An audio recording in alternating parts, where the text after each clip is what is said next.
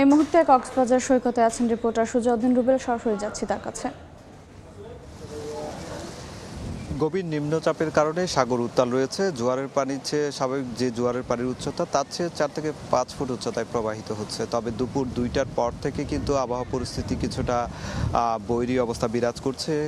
সকাল থেকে দুপুর পর্যন্ত আসলে তেমন বাতাস ছিল না, অনেকটাই ভ্যাপসা গরমের মতো ছিল, কিন্তু এখন কিন্তু আমরা লক্ষ্য করছি বাতাসের গতিবেগ বেড়েছে।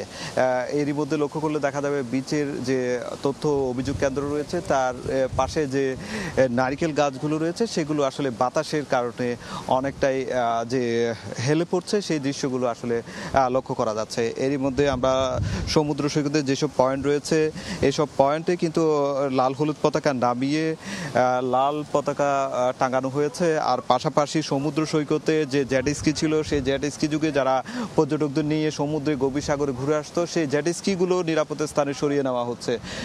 এখন আসলে লক্ষ্য করলে দেখা যাবে সমুদ্র সৈকতে সকাল থেকে দুপুর পর্যন্ত যে পর্যটকের কিছুটা চাপ ছিল সেটি অনেকটাই এখন কমে গিয়েছে এবং লাইফ গার্ড কর্মী যারা রয়েছে তারা লোকজনকে সরিয়ে দেওয়ার যে কার্যক্রম সেটিও করছে।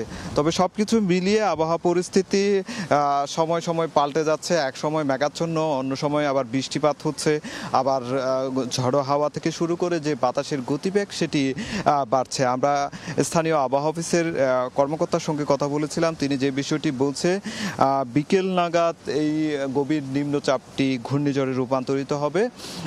এরই মধ্যে যারা উপকূলে যেহেতু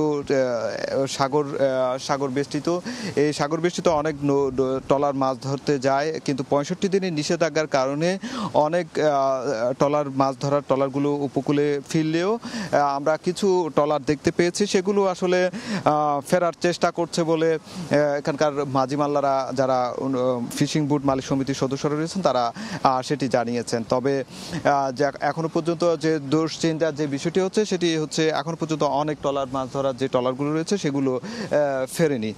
অন্যদিকেও প্রশাসন যেটি বলছে, যেহেতু একটি দুর্যোগ সামনে আসছে সেই ক্ষেত্রে তাদের যে প্রস্তুতি সেটি নিয়েছে।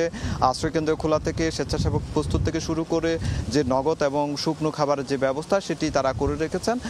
সামনে যদি সংকেত বাড়ে লোকজনকে সরিয়ে আনা থেকে শুরু করে মাইকিং থেকে শুরু করে সেসব কার্যক্রমগুলো তারা করবেন। তো এই ছিল আমার কাছে সৈকত থেকে সবশেষ। সরাসরি যুক্ত ছিলাম কক্সবাজার সৈকতে।